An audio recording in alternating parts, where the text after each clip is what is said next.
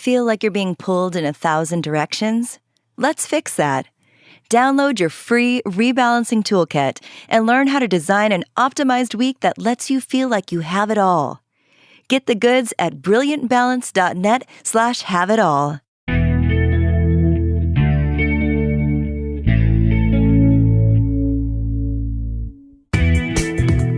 I'm Cherylanne Skolnicki, and this is Brilliant Balance, the show for working women who are ready to shine.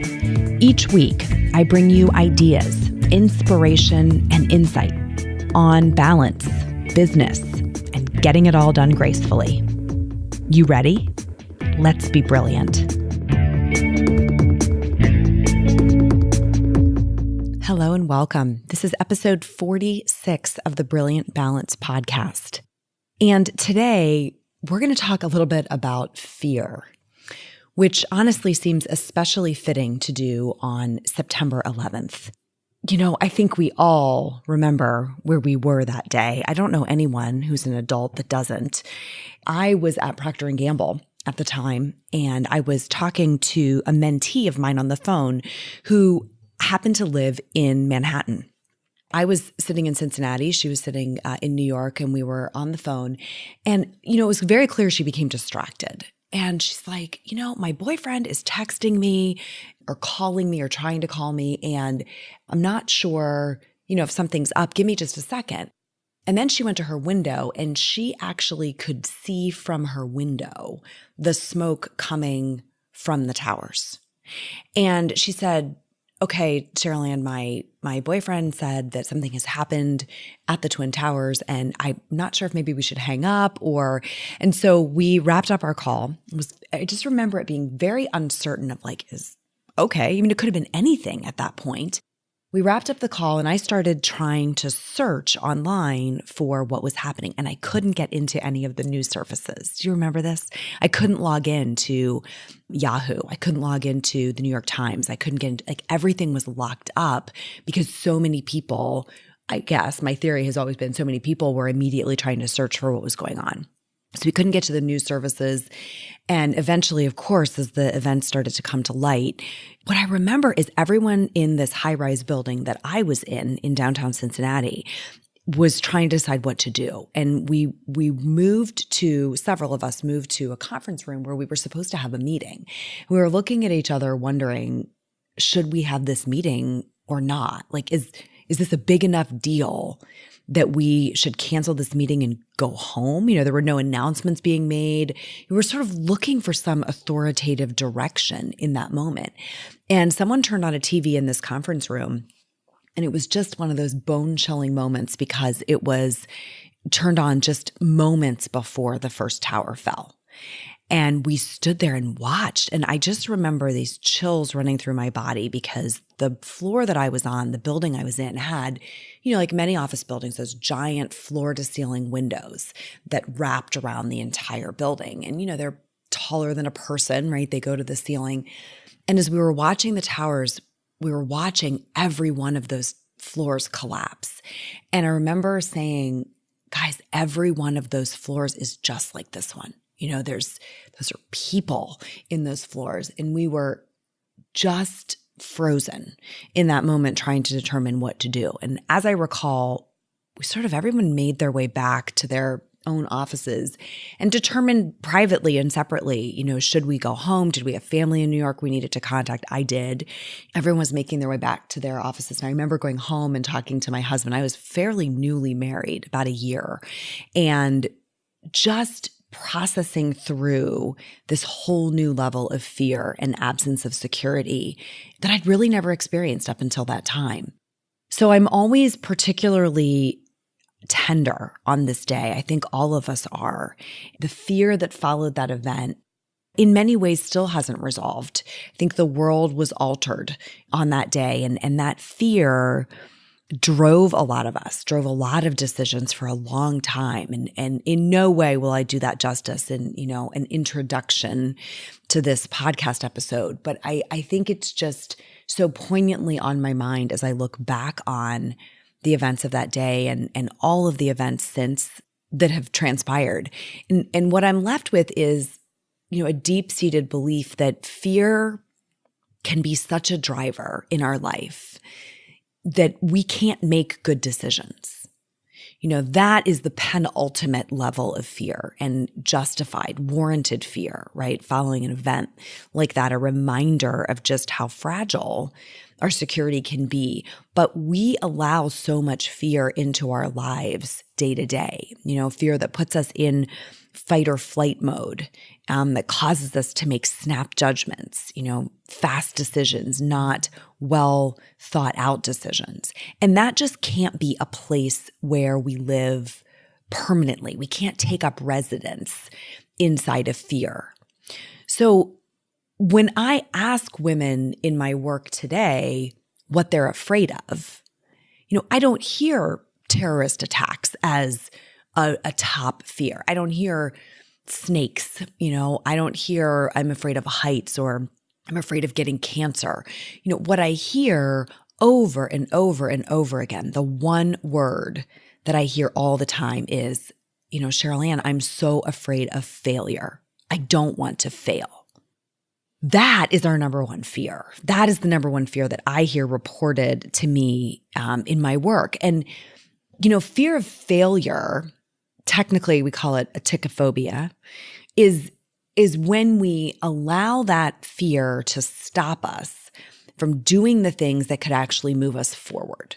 The things that would allow us to make progress in our life. This fear of failure is a paralyzing fear. And as soon as we buy into the idea that failing, just the act of failing, is something to be avoided, then every unsuccessful attempt we take at anything at all, right, it sends us like this signal that we should stop trying. We get this negative reinforcement of, if failure is something to be avoided, then anything we do that's unsuccessful in the first attempt, we should just give up. And while that can keep us feeling safe, right, it also robs us. It steals the opportunity that we have to ever realize our highest potential. They sort of go together. Why does that matter? Well, I think it stands to reason the only way for us to become truly great at something is to be willing to fail at it over and over and over again. Success essentially demands failure.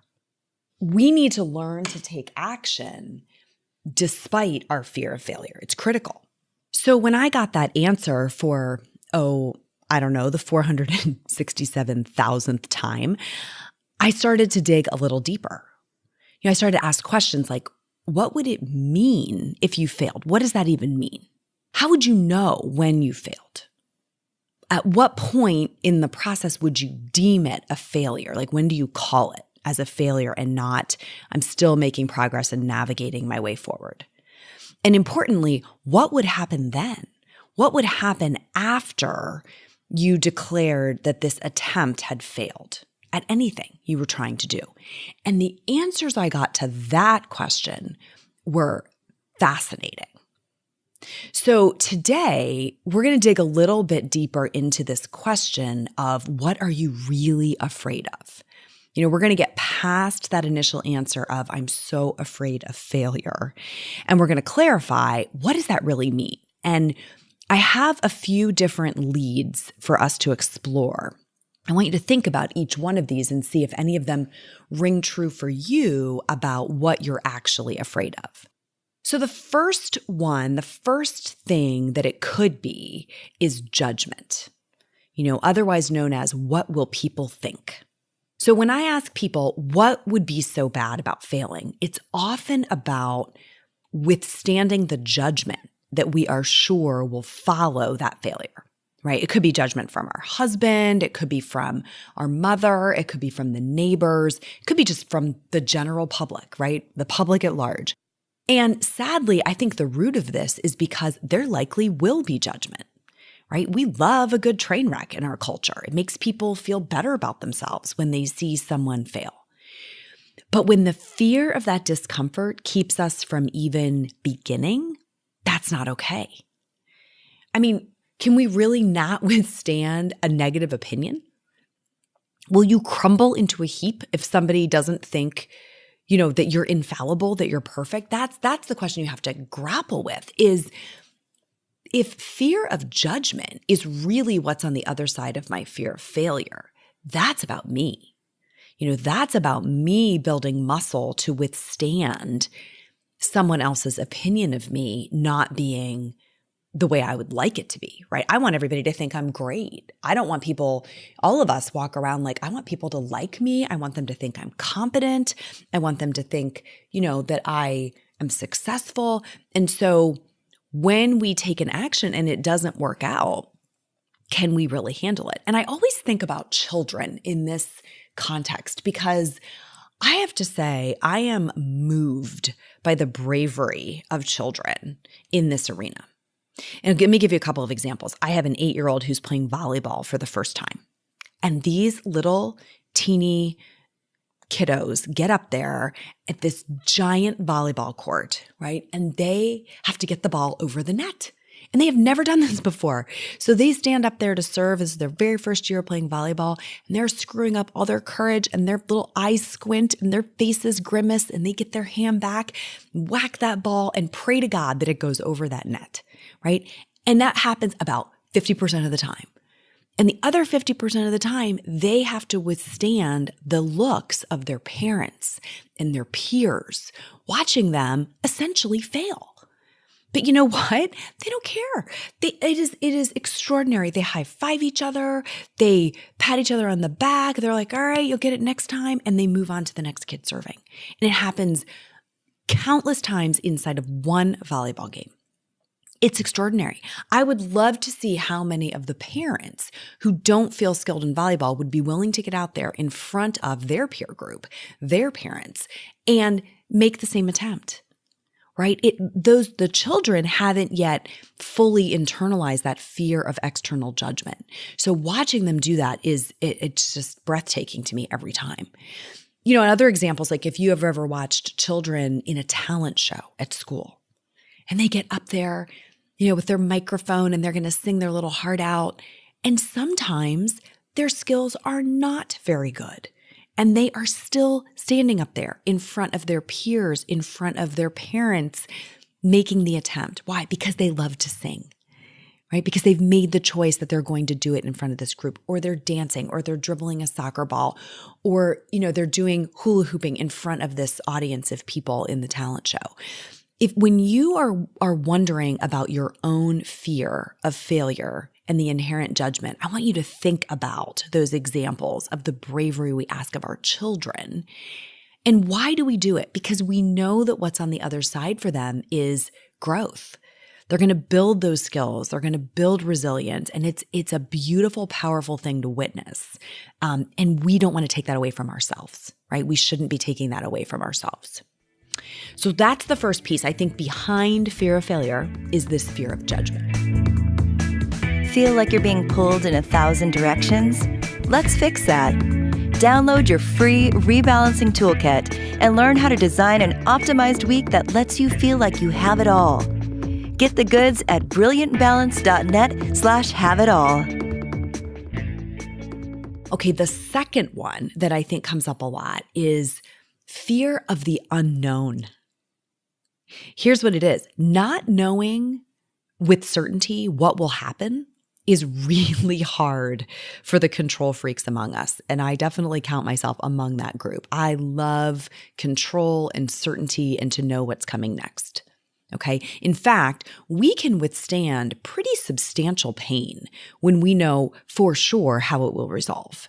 And I think a lot of you can probably think back to labor and childbirth, right? The worst kind of pain, exquisite pain, but the greatest joy on the other side. So when we know with certainty what's coming on the other side of pain, we can manage it, right? Sometimes I think about graduate school, which was lots of work, right? In my case, late at night, because I got my MBA while I was working full-time in an evening program. So just piles of work, right? Discomfort. But there was a level of certainty that a degree was coming on the other end. So What we don't like is we don't like to withstand unknown outcomes of certain actions. So when we start to talk about things like starting a business, but not knowing if it will succeed, right? If it will make enough money to be viable, or writing a book and worrying that no one will buy it, or it won't get published, or the fears of, speaking in public and not knowing how the message will be received by the audience. What happens in those cases is we run these scenarios in our head trying to get to certainty. If you really think about what you're doing, you're trying to find a level of certainty of the outcome to guarantee your success. If we knew for sure what would happen, then we'd get started. But we don't.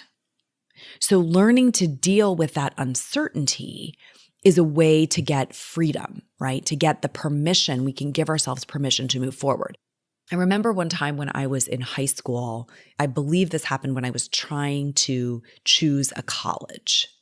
And my mom gave me this little quote on a note card. And what it said was, "The moment of absolute certainty never arrives." And I've hung on to that phrase for all the years since. The moment of absolute certainty never arrives.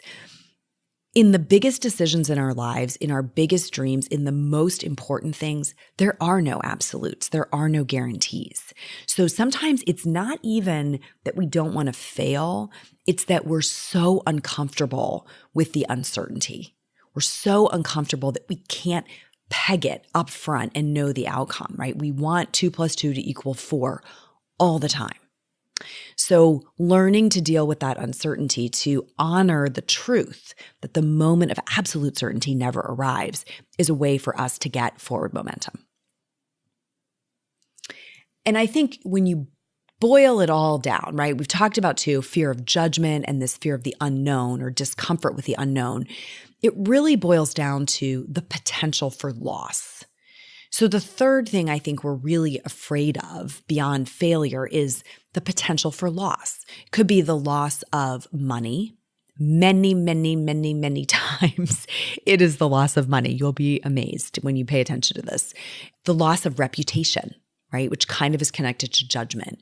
The loss of a relationship.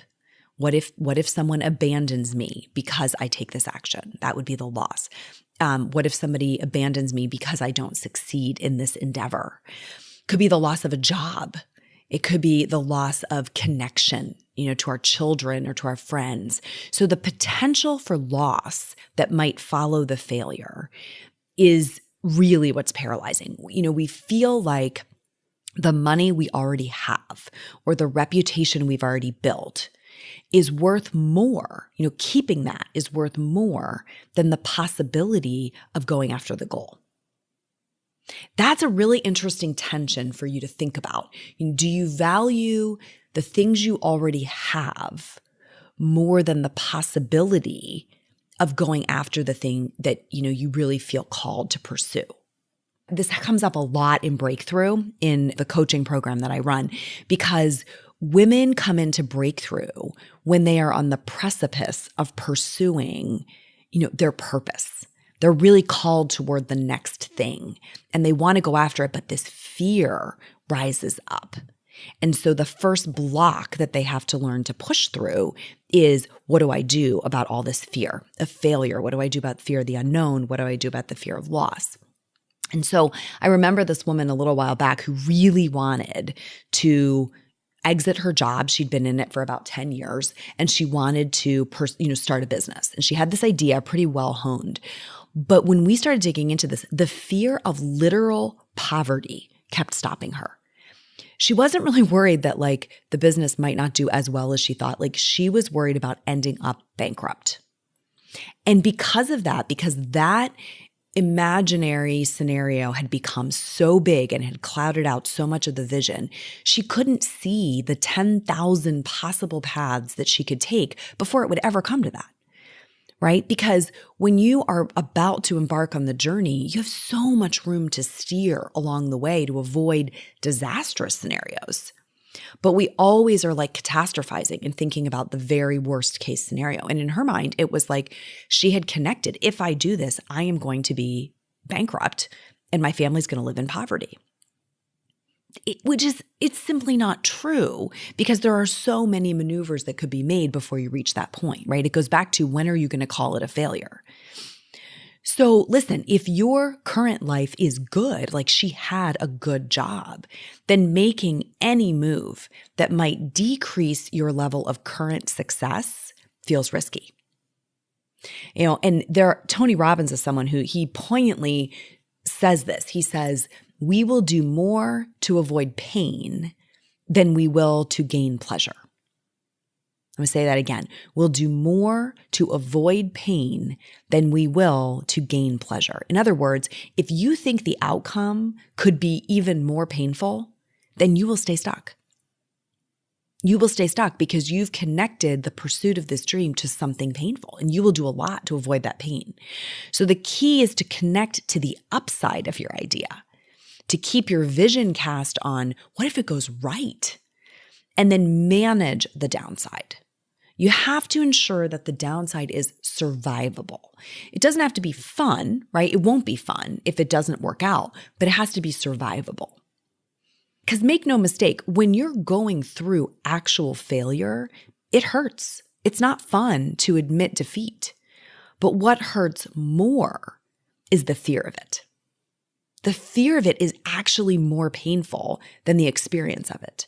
Those thoughts that are rushing through your head telling you all the things that could go wrong, that is a miserable state to live in.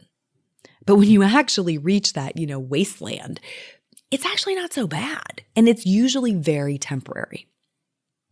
So the path to the life you want is learning to care more about getting to take your shot and connecting to that, the possibility of success, instead of holding tightly on to what you already have, right? And connecting to the possibility of failure. It's really where you place your focus that provides the way through. So I want to recap the 3 points, right? Fear of failure to me, if somebody asks you what's your biggest fear and you instinctively say fear of failure, my argument is that's too generalized. And I want to challenge you to think about what's on the other side of that. Is it fear of judgment? And if so, can you learn to withstand someone having a negative opinion about you? Is it fear of the unknown? And if so, can you tolerate not knowing and do it anyhow? Or is it the fear of potential loss? And if so, can you withstand the worst case scenario? Can you prove to yourself that it's survivable? And fix your attention on the possibility, the potential in the idea. Those 3 frames will go a long way to really helping you push through that initial pat answer of I'm afraid of failure, which is paralyzing, and get you some maneuverability. And that's really what we're looking for here, is some room to maneuver so you can take some steps toward the things you want most. All right. So let's say you do decide to go for it, right? And you do experience failure. What then? What do you do then? Is it game over, right? Do you curl up in a ball and never leave your house? We're going to dig into that next week. We're going to explore next week a whole conversation about resilience and how to bounce back from a setback, because that's the key. The key is knowing that you can survive the downside and bounce back. So don't miss that one. Okay. Listen, if you got something out of today's show, would you do this for me? Would you take a minute and write a short review on iTunes? It's so helpful to people who are just discovering the show, and it means so much to me personally. In fact, I'm going to share this recent one with you that came in that really made my day. It's from Henny in Honolulu, and she said, I'm so glad that I stumbled across Brilliant Balance very early in the life of this podcast. I've been an avid listener ever since. These are the only podcasts I download and keep on my phone forever, and I listen to key episodes repeatedly. Yesterday, I had a job interview, and it was like I had Cherylanne give me a little pep talk right beforehand by listening to episode on confidence. I get so many gems from this podcast. I know my life is far from in balance, but I feel like I have a roadmap, and I really have moved from anxiety, confusion, and frustration to a sense of calm that I know what to do, and I just need to take the steps and make change happen. Thank you from the bottom of my heart to Cherylanne and all of your team. I love what you do so much. Guys, that means the world to me. Honey, thank you for taking time to share that. And to all of you, I will talk to you next week. Until then, let's be brilliant.